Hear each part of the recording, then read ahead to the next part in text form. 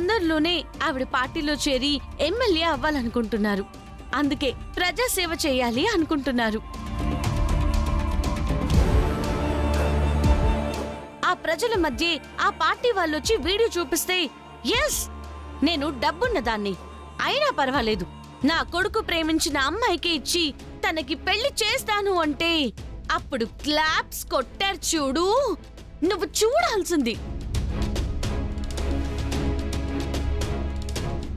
ఆ అమ్మాయి పేదదైనా పర్వాలేదని అనౌన్స్ చేసేసరికి ఎన్ని జేజేలు, ఎన్ని జిందాబాద్లు. ఆ జిందాబాదులు జేజేలు పక్కన పెట్టండి. చందు ఎందుకో తను కలిసింది అందుకు కాదు, కౌగులించుకుంది అందుకు కాదు అని ఏదో చెప్పబోతున్నాడు కదా, చెప్పనివ్వండి. ఏంటి అక్షిత చెప్పబోయేది?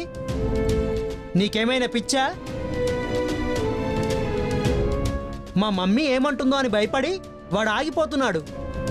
ఒకవేళ వాడు నిజంగా తనని ప్రేమించకపోతే ఆ అమ్మాయిని ఎందుకు కలవాలి? వీళ్ళిద్దరికి సంబంధం ఏంటి? మాట్లాడవేరా? అంటే అది అంతే కాదత్తయ్య గారు, 1-2 సార్లు వాళ్ళిద్దరూ మాట్లాడుకోవడం నేను కూడా చూశాను కదా, మీరందరూ కూడా చూశారు కదా.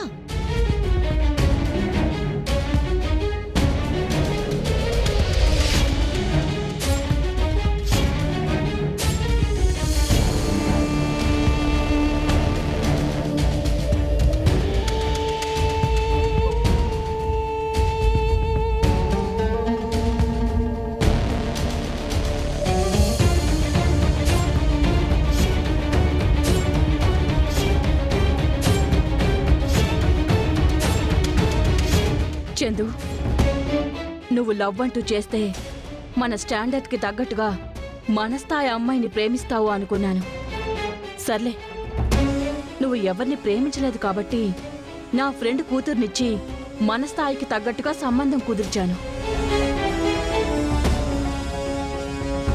కానీ ఈ విషయాన్ని నువ్వు నా దగ్గర దాచిపెట్టావు. ఎవరి ద్వారానో తెలిసేలా చేశావు. వాళ్ళందరూ నన్ను నలుగురిలో నిలదీసేసరికి నేనేం చేయాలి? అందుకే నీకు ఉషాకి పెళ్లి చేయడానికి ఒప్పుకున్నాను. అత్తయ్యగారు, ఏదో మొహమాటానికి ఒప్పుకున్నట్టు మాట్లాడకండి.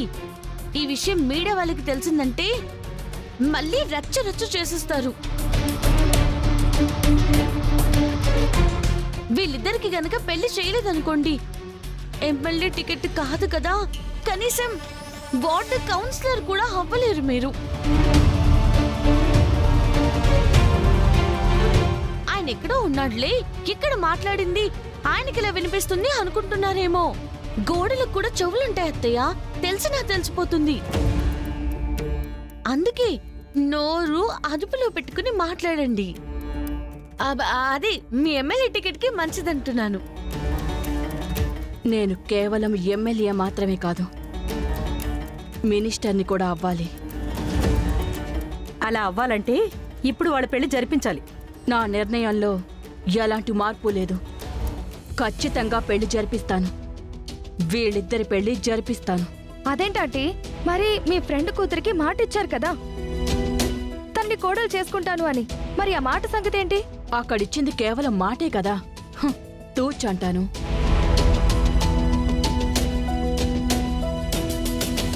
నాకు పొలిటికల్ కెరియరే ముఖ్యం.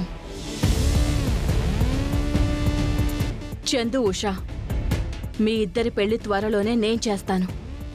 ఇది ఫిక్స్.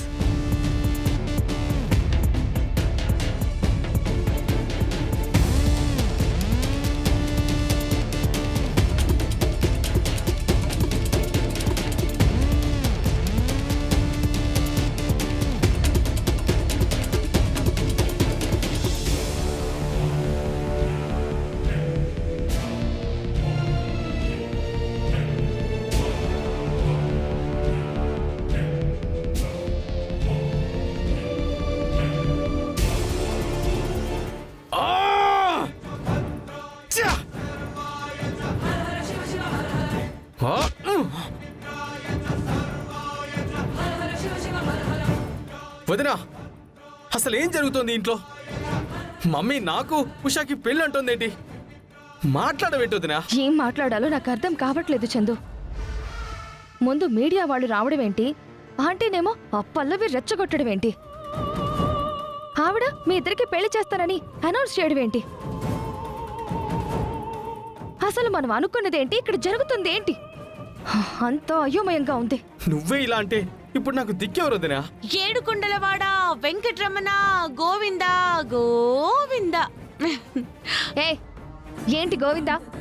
ఆ, మన మరిది గారికి దిక్కెవరు అంటున్నారు కదా, దిక్కు లేని వాళ్ళందరికీ ఆ దేవుడే దిక్కు కదా, అందుకే గోవిందలు కొడుతున్నాను. ఆ, సరే సరే, ఇదిగోండి మీ ఇద్దరు ఈ మజ్జిగ తాగండి. అరే తీసుకో చందు, తీసుకో. తీసుకో. మేమేమి నిన్ను మజ్జిగ అడగలేదు కదా.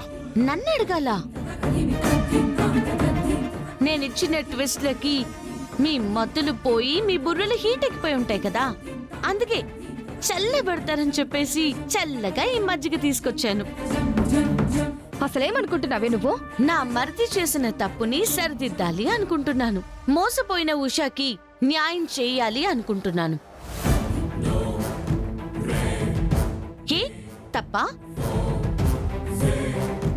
చూడు చందు, నీ ప్రేమ విషయం తెలిసిన తర్వాత, నువ్వు ఉషాని మోసం చేశావు అని తెలిసిన తర్వాత, ఇంట్లో అందర్నీ ఒప్పించి నిన్ను భయపెట్టైనా, నీ కాళ్ళు చేతులు విరిచేసైనా నీ పెళ్లి చేయగలను.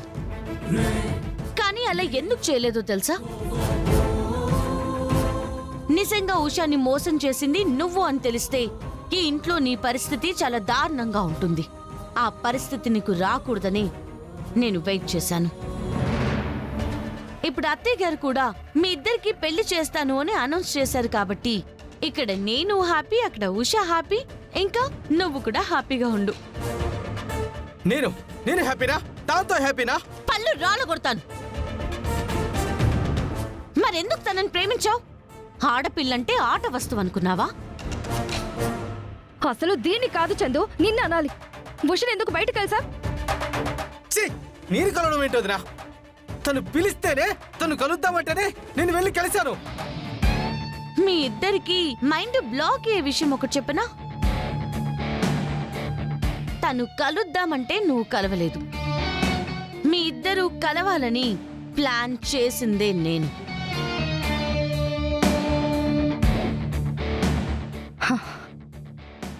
అయితే మొదటి నుంచి డ్రామా ఆడుతూనే ఉన్నావన్నమాట. Yes, obviously. మోసాన్ని మోసంతోనే జయించాలి కదా, అందుకే ఈ మోసగాడికి బుద్ధి చెప్పాలని నేనలా నాటకం ఆడాను. చూడు చందు, అనవసరంగా బేషాజాలకు పోకు. దీని మాటలు నమ్మి నీ జీవితాన్ని స్పాయిల్ చేసుకోకు.